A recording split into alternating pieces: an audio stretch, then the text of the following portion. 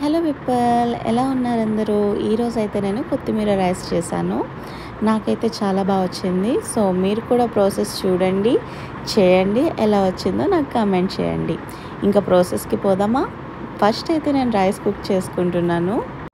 And ప్యారలల్గా నేను కొత్తిమీర పేస్ట్ అనేది గ్రైండ్ చేసి పెట్టుకుంటున్నా. దానికోసం ఒక కట్ట కొత్తిమీర, మిర్చి అండ్ పుదీనా అండ్ ఆయిల్ యాడ్ చేసుకుంటున్నాను.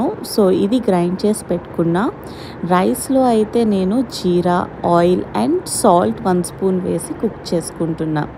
జనరల్గా మనకు ఆకుకూరలు ఏవైనా మనం రైస్ చేస్తున్నప్పుడు ఒక పసరు స్మెల్ అనేది మనందరికీ ఉంటుంది.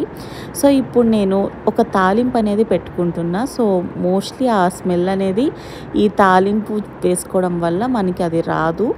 సో దానికోసం నేను ఆయిల్లో మసాలా దినుసులు అండ్ ఒక స్పూన్ ఆఫ్ జీరా యాడ్ చేసుకొని అది ఫ్రై అయ్యాక ఏదైతే మనం గ్రైండ్ చేసి పెట్టుకున్నామో ఆ మసాలా పేస్ట్ అనేది వేసి బాగా ఫ్రై చేశాను. సో దట్ ఏదైతే ఆ పచ్చివాసన ఉంటుందో అది మనకి రాదు. అండ్ నాకైతే రైస్ అనేది కుక్ అయిపోయింది. నేను అది వాటర్ ఎక్స్ట్రాక్ట్ చేసి పక్కన పెట్టేసుకున్నా. ఇప్పుడు ఇంకో తాలింపు వేసుకుంటున్నా. దానికోసం కడాయిలో ఆయిల్ వేసి 1 స్పూన్ ఆఫ్ గీ ఫ్లేవర్ని ఇస్తుంది. సో నేను యాడ్ చేసుకున్నాను. అండ్ జీరా 1 స్పూన్ అండ్ కావాల్సినన్ని జీడిపప్పులు వేసుకున్నాను. ఈ జీడిపప్పులు ఎంత వేగితే అంత టేస్టీగా ఉంటాయి. అండ్ కరివేపాకు, వెల్లుల్లి అండ్ ఎండుమిర్చి ఇవన్నీ బాగా ఫ్రై అయిన తర్వాత ఏదైతే ముందు ఫ్రై చేసి పెట్టుకున్న పేస్ట్ అనేది ఉందో అది ఇందులో వేసేసుకున్నా. ఇంకా ఆ ఫ్రై మొత్తాన్ని ఈ తాలింపులో కూడా ఫ్రై అవ్వనివ్వండి.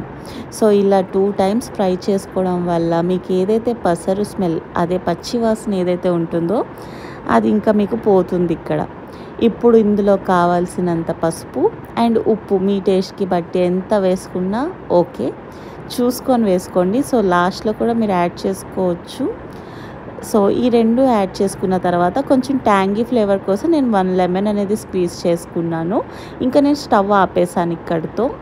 ఇంకా ఈ పేస్ట్ లోపల నేను రైస్ అనేది యాడ్ చేసుకున్నాను. జనరల్గా అయితే ఈ పేస్ట్ మనం ఫ్రిడ్జ్లో స్టోర్ కూడా చేసుకోవచ్చు.